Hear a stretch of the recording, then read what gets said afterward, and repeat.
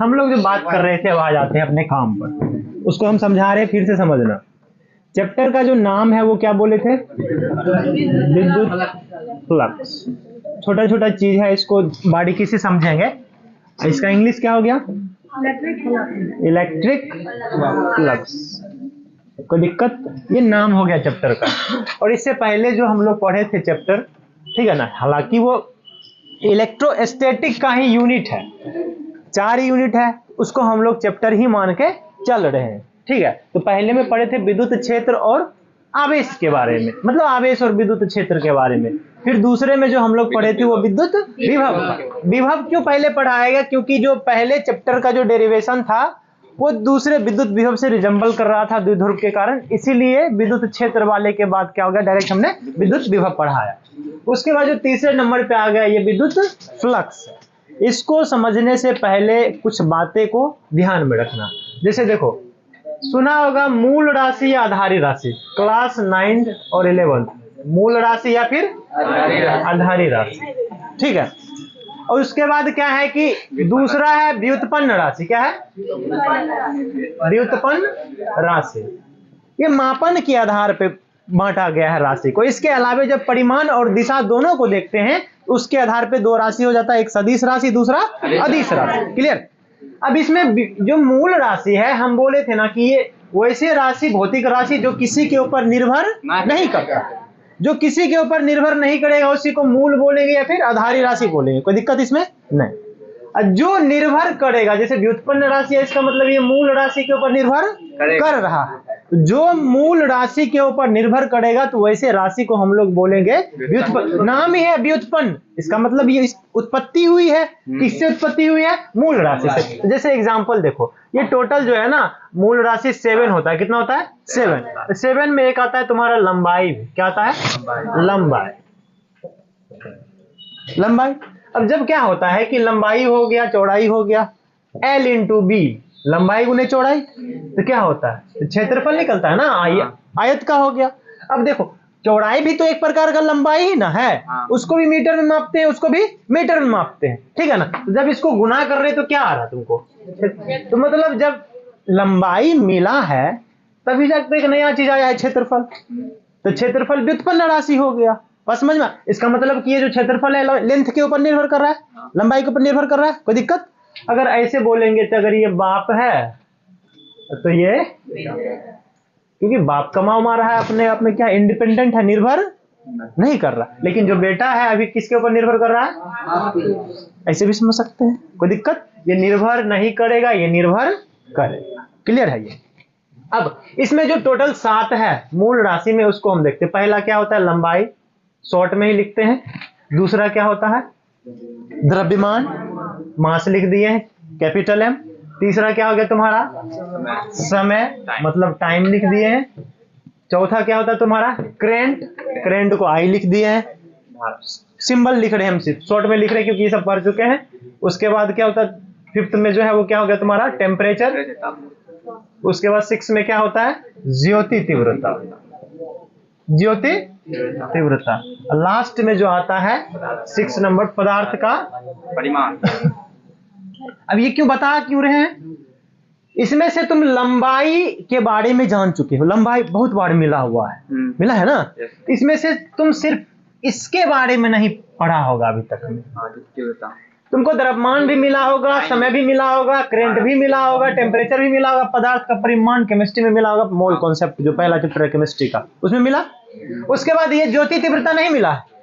ध्यान दो, ज्योति का मतलब क्या होता है? इसका मतलब हो गया लाइट। क्या हो गया ये?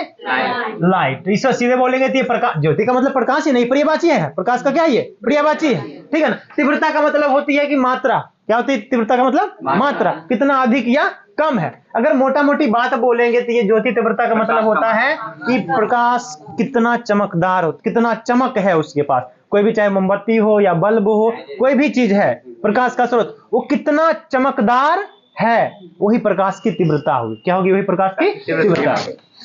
प्रकाश की तीव्रता का मात्रक होता है कैंडेला। क्या होता है? जिसका सिंबल है CD। कैंडेला ये किसी शब्द से रिजेंबल कर रहा है। कैंडल जानते हो ना? कैंडल, कैंडल से ही ये कैंडेला आया है, कैंडल से क्या है, कैंडेला आया। तुलना किया गया है कि जैसे एक मोमबत्ती है, ठीक है ना, एक मोमबत्ती जितना चमक उत्पन्न करता है उसी को लगभग में एक कैंडेला माना जाता है। अगर मान लो कि कोई ऐसा स्रोत है जो 100 मोमबत्ती के चमक के बराबर प्रकाश उत्पन्न करता है, इसका मतलब वो 100 कैंडेला के बराबर है। अब देखो, ये जो घर में बल्ब लगता है वो वाला बल्ब, गाड़ी में जो लगता है हेडलाइट में वो बल्ब, सबका इंटेंसिटी जो तीव्रता होता है ना प्रकाश, उसमें अलग अलग चमक होता है। सबका एक ही चमक रहता है, एक ही जैसा नहीं, सबका अलग अलग क्या होता है, चमक होता है। तो देखना डिसाइड किया जाता है कि किसका चमक कैसा रखा जाएगा। अब गाड़ी के हेडलाइट में चमक थोड़े वो फैलने वाला नहीं होगा, वो ऐसे डिसाइड करेगा कि कितना प्रकाश सीधा आ जाए कि ताकि ड्राइवर दूर तक देख सके और आसानी से गाड़ी चला सके। अब उसमें भी 2 टाइप का लाइट आता है, एगो पीला वाला आता है ना, एगो व्हाइट वाला चल गया है। व्हाइट वाला का इंटेंसिटी ज्यादा होता है, ठीक है ना, तो वो आंख पे जैसे ही पड़ेगा तो कुछ देर के लिए दिखाई ही नहीं देगा। जब रात में गाड़ी वगैरह ड्राइव किया होगा कभी मोटरसाइकिल वगैरह या साइकिल से ही, उधर से जो गाड़ी आती है उसका लाइट इतना ना ज्यादा उसमें चमक रहता है, वही यही चमक का मतलब क्या हो गया, ज्योति तीव्रता उसकी बहुत ज्यादा इंटेंसिटी होती है। बस समझ में, और ये स्क्रीन वगैरह हो गया, स्क्रीन का चमक कम रखा जाएगा। बस समझ में आ रहा, ये सारे के सारे चीज जो आ रहा है किसमें कौन कितना चमकदार होगा यही डिसाइड करता है ज्योति तीव्रता। बस समझ में आ गया। कैंडेला इसका क्या हो गया, मात्रक। इसके अलावे हम बात किए थे 2 पूरक राशि का एक था समतल कोण, कौन सा था, समतल कोण। जैसे ही समतल बोले तो इसका मतलब समझ जाओ 2D का बात चल रहा है। कौन डायमेंशन है, 2D। मतलब इसमें या तो लेंथ ब्रेथ 2 ही चीज होगा। और उसके बाद दूसरा क्या होता है, घन कोण। क्या होता है, घन कोण। इसका मतलब समझ जाओ किसका बात चल रहा है, 3D। इसका इंग्लिश हो गया प्लेन एंगल, इसका हो गया सॉलिड एंगल। समतल का मतलब ये हो गया कि हम किसी समतल पर इसको बना सकते हैं, किसी समतल पर कोई भी 2 लाइन किसी समतल पर, उसके बीच कितना का एंगल है। बस समझ में आ गया, उसके बीच कितना का एंगल है या कितना झुकाव है, उसी को हम लोग बोलते हैं समतल कोण बोलते हैं। और समतल कोण का यूज होता है इंजीनियरिंग वगैरह में ज्यादा यूज होता है, या फिर सबसे सिंपल यूज बताते हैं इसका कि जैसे कभी घर प्लास्टर वगैरह होता है ना छत पर, तो उसमें ढाल दिया जाता है। ढाल क्यों दिया जाता है, कि ताकि पानी का बहाव हो सके। कितना झुकाव रखना चाहिए ये कौन बताएगा, कहां से बताया जाता है, समतल कोण से ही। देखता है कि इसका नीचे कितना है और इससे कितना इसका ढाल दिया जाता है कि आसानी से पानी प्रवाह कर सके, बह सके, ठीक है ना। ये हो गया तुम्हारा समतल कोण। इसका मात्रक रेडियन होता है। क्या होता है, रेडियन होता है। जनरली इसका फॉर्मूला जो आता है वो थीटा, इसका सिंबल थीटा हो गया। चाप की लंबाई बटे त्रिज्या, चाप की लंबाई बटे, याद करो वृत्त कौन सा फिगर है, 2D या 3D, 2D। क्या हो गया ये, 2D। अब मान लो कि यहाँ पे ऐसे करके बना दिए, ये क्या सेंटर हो गया, ये हो गया इसका चाप। क्या हो गया ये चाप, परिधि का है ना पार्ट है ये, ये चाप हो गया। हमको ये थीटा निकालना रहेगा, ठीक है ना, कितना समतल कोण है। तो इसके लिए चाप की लंबाई है तो लंबाई ही, उसके बाद त्रिज्या का यूज किया जाता है, इसी दोनों का तो अनुपात है।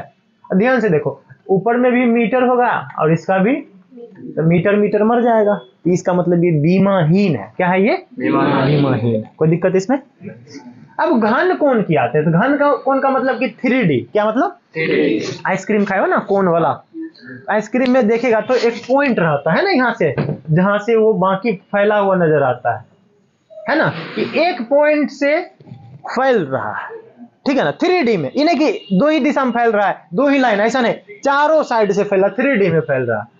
ये अगर ध्यान से देखेंगे तो यहाँ पर लग रहा है कि एक बिंदु से कितना फैलाव दिख रहा है स्पेस में, 3D में। तो वो जो फैलाव दिख रहा है, यही फैलाव क्या है, घन कोण है। हम एग्जांपल लिए थे लास्ट क्लास में कि जैसे मान लो कि तुम घर के लिए बल्ब खरीद रहा है, तो बोलेगा कि ऐसा बल्ब ना खोजेगा कि जो पूरे रूम को क्या करे, प्रकाशित कर दे। मतलब कि फैलाने वाला खोज रहे हैं, प्रकाश फैलाने वाला। जैसे ही फैलाने वाला का बात चल रहा है स्पेस में, 3D में, इसका मतलब हम लोग वहां पे घन कोण की बात करते हैं। कोई दिक्कत नहीं ना। इसका जो मात्रक होता है वो स्टेरेडियन हुआ। क्या हो गया, स्टेरेडियन हो गया, ठीक है ना। लेकिन इसको दिखाया जाता है ओमेगा से। किससे दिखाते हैं, ओमेगा से। ध्यान देना, ओमेगा। ओमेगा का 2 सिंबल पड़ा है, एक तो ऐसे करके और दूसरा ऐसे, ठीक है। अब ये दोनों में डिफरेंस बताते हैं। किसी को पता है कि क्या डिफरेंस है दोनों के बीच, हाँ? ओमेगा वो जो लिखे हैं ये तुमको मिला होगा जहाँ पे तुम ओम वगैरह के बारे में पढ़ रहे हो, ओम का नियम, जहाँ पे ये कोण या वेग वगैरह पढ़ा जाता है वहाँ पे भी ये ओमेगा आता है, ठीक है ना। मतलब हम बोले थे कि एक ही चीज है लेकिन जगह के अनुसार इसका नाम बदल जाता है, कहीं पे कोण या वेग बोल देंगे, कहीं पे इसको ओमेगा ओम बोलते हैं ना कि ओम का मात्रक हो गया ये। अब देखो हम क्या बोल रहे हैं, क्या है लिखा हुआ, ये कौन है, बड़की है, कैपिटल है, ये क्या लिखा हुआ है, इतना तो समझ में आ गया। वही यहाँ पे जो बड़ी छोटी का ही बात चलता है, ये दोनों जो है ये ग्रीक लेटर है, क्या है, ग्रीक लेटर में जो ये ओमेगा है ये बड़ी लेटर है, क्या है ये बड़ी लेटर, ये क्या हो गया छोटी लेटर, छोटी लेटर, बस समझ में आ गया, ये बड़ी है ये छोटी है, कैपिटल है स्मॉल, बस यही ऐसा ही है। ये भी जैसे ये कैपिटल है, अगर तुमको लिखना है उसका फॉर्मूला तो यह इसका भी यूज किया जा सकता है और इसका भी, तो कंफ्यूजन होने का कोई बात तो इसमें नहीं, दोनों एक स्मॉल लेटर है दूसरा कैपिटल लेटर, कोई दिक्कत इसमें नहीं ना। ये हो गया तुम्हारा, क्लियर है ये। अब इसमें हम बात किए थे फैलाव का। अब जैसे मान लो, ठीक है, एक पॉइंट से क्या हो रहा है कि लाइट निकल रहा है, ऐसे करके फैल रहा है, ठीक है, एक ही लाइट नहीं निकलेगा, बहुत सारा निकलेगा। अब ध्यान से देखो यहाँ पे हम बना रहे कितना फैलाव हो रहा है। सबसे बड़ा ये हो गया अभी क्षेत्रफल, इससे थोड़ा और पीछे बना लेंगे तो ये हो गया क्षेत्रफल, इससे छोटा हो गया, और पीछे जाओ इससे और छोटा, और पीछे जाएंगे तो धीरे धीरे क्या देखने को मिल रहा है कि क्षेत्रफल बड़ा हो रहा है, मतलब ये प्रकाश ज्यादा कवर कर रहा है, ज्यादा फैल रहा है ना, हो रहा है, क्या हो रहा है, ज्यादा फैल रहा है। हमको देखना है कि कितना फैलाव इसका हो रहा है, कि कितना फैलाव हो रहा है। अब इसलिए जब फैलाव पता चल जाएगा तो ये जो संख्या है, नंबर ऑफ लाइंस जो पास हो रहा है वो कैलकुलेट कर सकते हैं ना। जब वो कैलकुलेट करेंगे तो वही तो फ्लक्स होता है, बस समझ में आया, वही फ्लक्स होता है, क्लियर है। जब वो फ्लक्स हो गया तो उसके अकॉर्डिंग हम चार्ज का क्षमता जान सकते हैं, क्या जान सकते हैं, चार्ज का क्षमता। और जब चार्ज का क्षमता जान सकते हैं तो अलग अलग डिवाइस के बारे बना सकते हैं, जैसे कंडेंसर हो गया वो बनाया जाता है, ठीक है ना। उसमें क्या होता है कि वही होता है, विद्युत क्षेत्र को जमा किया जाता है ऊर्जा के रूप में। हमारे डायरेक्ट हमारे जीवन में इसका कोई यूज नहीं है, लेकिन इलेक्ट्रॉनिक्स वगैरह जो होता है इंजीनियरिंग क्षेत्र में इसका बहुत ही ज्यादा क्या है, यूज, क्लियर है। तो ये हो गया तुम्हारा।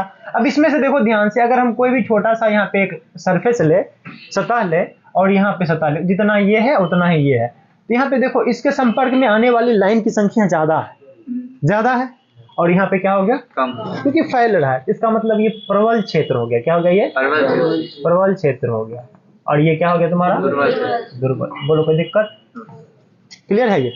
अब आते हैं हम लोग आगे, ठीक है ना। इसी में हम लोग बात किए थे किसका,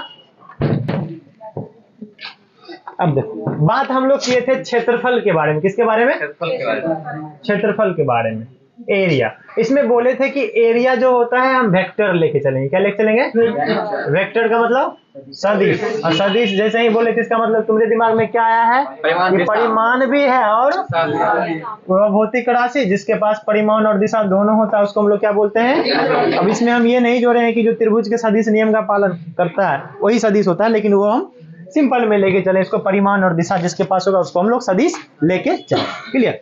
अब देख सदिश लिए क्यों है, इसका एग्जांपल हम बताए थे कल कि जैसे मान लो कि ये बोर्ड है और बारिश हो रही है, हम इसको लेके जाएंगे सर के ऊपर ऐसे करके रखेंगे, तो बारिश की बूंद जितना इसका सतह है उसके संपर्क में आएगा।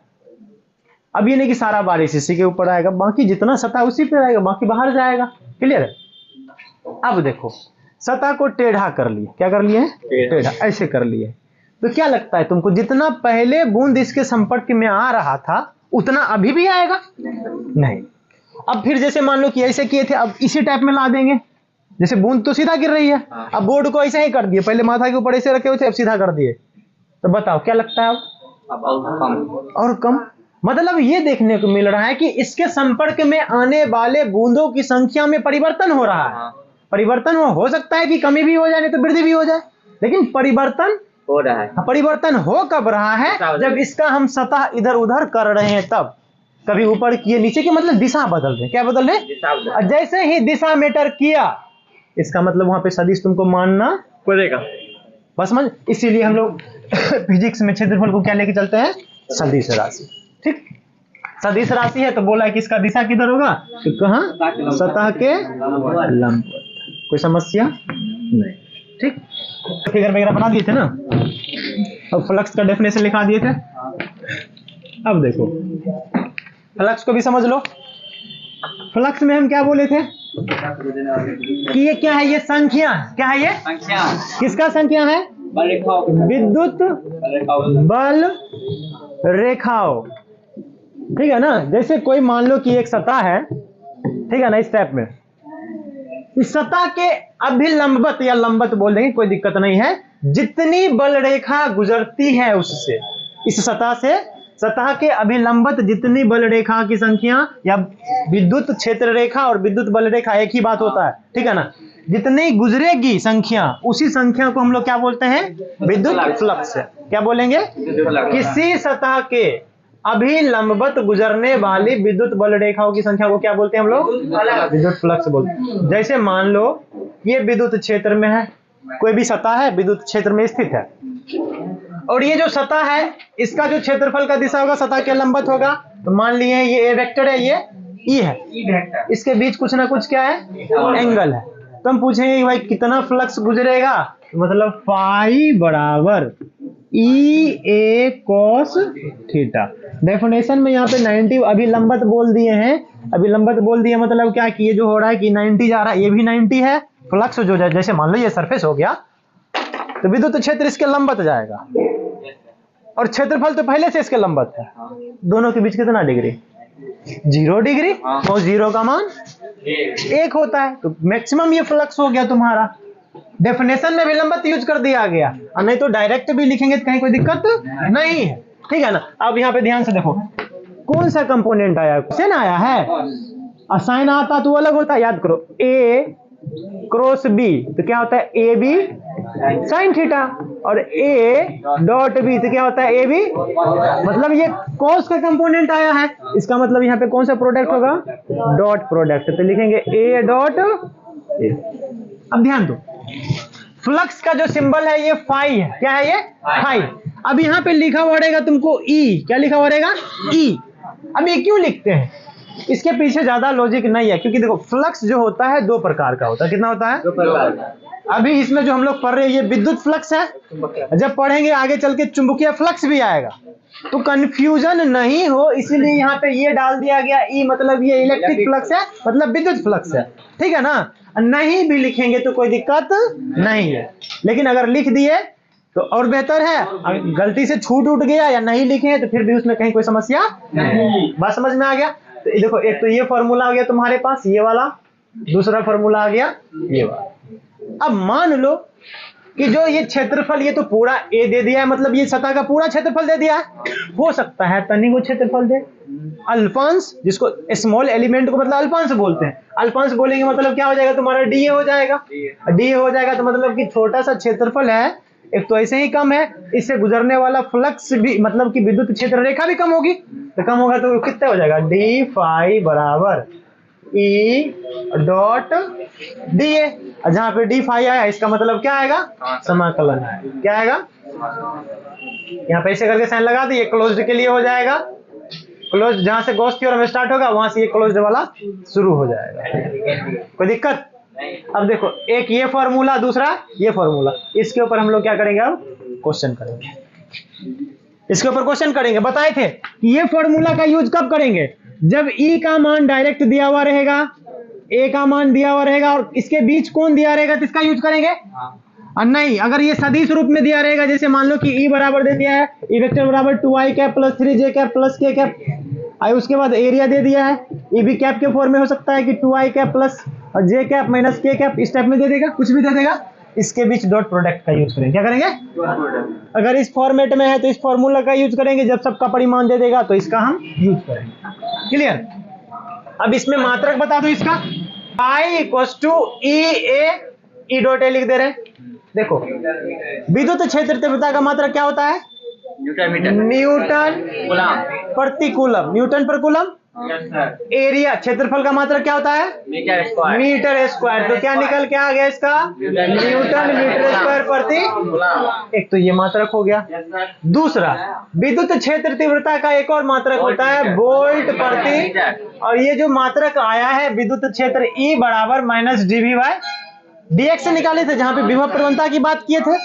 अब देखो यहाँ पे पुट करो V/m वोल्ट प्रति मीटर, और क्षेत्रफल का क्या होता है, ये मर गया एक, तो वोल्ट मीटर। इसका कितना मात्रक हो गया, 2 मात्रक, एक न्यूटन मीटर स्क्वायर प्रति कूलम, दूसरा हो गया वोल्ट मीटर। क्लियर। अब देखो बीमा निकाल सकते हैं। इसका बीमा निकालने के लिए क्या करेंगे, तुमको विद्युत क्षेत्र तीव्रता का बीमा पता होना चाहिए, इसका और इसका। अब इसका अगर नहीं याद है तो निकाल लेंगे, जनरली याद नहीं कर, समझ जाएंगे ना जब बीमा निकालना, तो याद रखने का कोई जरूरी नहीं है, बस सिर्फ हाँ फॉर्मूला लेकिन याद रखना पड़ेगा। जैसे इसका फॉर्मूला हो गया E बराबर F/Q, यहां से निकाल। बल का बीमा mL/T-2 चार्ज, इसका 80 होता है, क्या होता है 80। अब इसका निकाल लो, m l t ऊपर चला गया -3 a-1, ये किसका निकला, E का। अब E के साथ यहाँ पे एरिया भी है, एरिया का मीटर स्क्वायर, तो मीटर स्क्वायर का मतलब क्या, L स्क्वायर। मीटर स्क्वायर मतलब लेंथ के लिए L लेते हैं, यहाँ पे L स्क्वायर हो जाएगा, तो एगो L पहले से है, 2 और आ जाएगा, कितना हो जाएगा, मतलब इसका बीमा क्या हो गया, mL/Q/T-3 a-, इस सब पे हम लोग बात कर चुके हैं स्टार्टिंग। क्लियर है, ये हो गया इसका बीमा। अब करेंगे क्वेश्चन, निकालो।